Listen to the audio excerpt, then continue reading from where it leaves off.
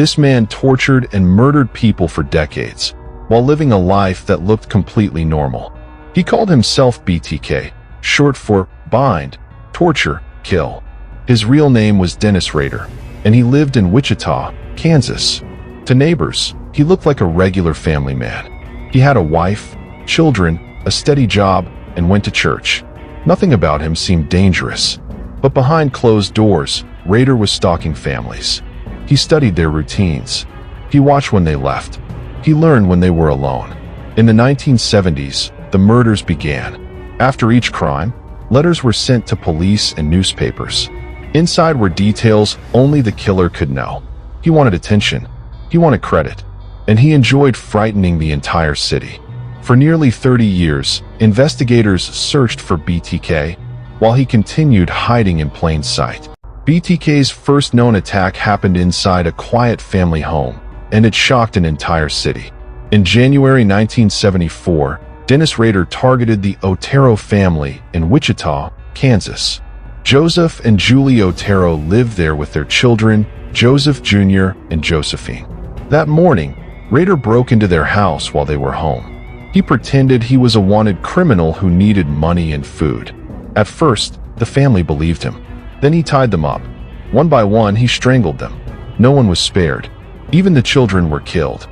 Afterward, Rader took souvenirs from the house and calmly walked away. Police were stunned. A family of 4 had been wiped out without any clear motive. No witnesses. No suspects. No answers. And worst of all, this was only the beginning. After killing an entire family, BTK disappeared, but he wasn't done. In April 1974, Dennis Rader targeted 21-year-old Catherine Bright. Catherine lived in Wichita with her younger brother, Kevin. That afternoon, Rader knocked on their door pretending to be a detective. When they opened it, he forced his way inside. He pulled out a gun and tied them up. At first, he planned to kill them both. But something went wrong. Kevin fought back. He managed to break free and escape. Rader panicked. Before leaving, he stabbed Catherine multiple times. Then he fled. Catherine was rushed to the hospital. Doctors tried everything, but she later died from her injuries. This attack was different. For the first time, BTK almost got caught. A witness had seen him. A victim had survived long enough to describe him. Police were getting closer. After Kevin's escape, BTK became more careful and more dangerous. After nearly being caught, BTK became more careful. He stopped taking risks. He planned longer. He watched his targets more closely. In April 1977, Dennis Rader focused on 24-year-old Shirley Vian. She lived in Wichita with her 3 young children. Her husband was at work that day. Rader waited until he was gone. Then he broke into the house. Shirley was doing laundry when she noticed him. It was already too late. He tied her up in the living room. Her children were nearby, unable to move, unable to help. Rader strangled Shirley and left her on the floor. Before leaving, he posed her body and took photos. Then he disappeared. Once again, there were no witnesses, no clear suspects, no immediate answers. The case went cold, but BTK felt confident again, and that confidence would soon lead to his next crime. By 1977, BTK felt untouchable. No arrests, no suspects, no real leads. That confidence pushed him to take bigger risks. In December 1977, Dennis Rader targeted 25-year-old Nancy Fox. She lived alone in Wichita. That night, he broke into her apartment while she was out. He waited inside. When Nancy returned home, he attacked her. She was tied up and strangled. After killing her, Rader did something shocking. He picked up the phone and called the police.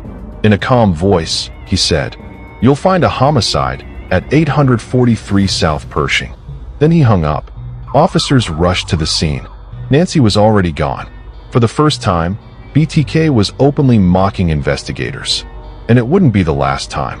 BTK stopped murdering for almost 8 years. No letters. No threats. Police believed the killer was gone. They were wrong.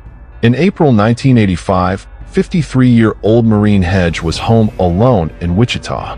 That afternoon, someone knocked on her door. The man outside said his car had broken down. He asked to use her phone. Maureen trusted him. She let him inside. Minutes later, she was tied up, unable to escape, unable to fight back. She was strangled in her own living room. Afterward, the killer staged the scene and took photos. Then he walked away. Once again, there were no witnesses, no suspects, no clear leads. After 8 years of silence, BTK had returned. And this time, he was more careful than ever. After murdering for years, the police still had no leads on BTK. No one suspected him. He had a job, a family, a normal life. But in September 1986, he struck again. 28-year-old Vicky Wegerle was home alone in Wichita. That afternoon, someone knocked on her door. The man claimed he was a phone repair worker. Vicky believed him. She let him inside. Moments later, she was attacked. She was strangled with a nylon stocking. Then the killer quietly left. Police ruled her death as natural causes. No crime scene investigation. No suspects. No autopsy. For years, her murder went unnoticed. BTK had gotten away with it. It wouldn't be exposed until decades later. BTK stopped murdering for about 20 years. No letters. No attacks. No threats. Police thought he was finished. They were wrong. In January 1991, 62-year-old Dolores Davis was home alone in Wichita. She was preparing to leave for church. That morning, someone knocked on her door. The man said he was from a utility company. Dolores trusted him. She let him inside. Minutes later, she was tied up and strangled. Before leaving, the killer took her car and drove away. He abandoned it miles from her home. For weeks, police searched for answers. But once again, there were none. It would become BTK's final known murder, and it would also be the case that led to his downfall. After his last murder, BTK stayed silent again for almost 10 years. People believed he was gone forever. Then in 2004, something terrifying happened. A letter arrived at a local newspaper in Wichita. It was signed BTK. Inside were details only the killer could know. Photos, clues, threats. He wasn't done. Over the next months, more letters followed. He sent packages to TV stations and police. He mocked investigators. He demanded attention. Then he made one fatal mistake. In one letter, he asked police a simple question. Can you trace a floppy disk? Police answered, no. He believed them. He sent one. And in doing so, he revealed himself. And this is how the mysterious BTK was caught. After murdering and tormenting Wichita for nearly 30 years, BTK was finally identified by police. BTK asked the police if a floppy disk could be traced. Police said no. But BTK believed them. He then sent the police a disk that contained hidden data. It led investigators to a church computer in Wichita. One username appeared, Dennis Rader. Police didn't rush. They watched him, followed him, built their case. BTK thought he was untouchable.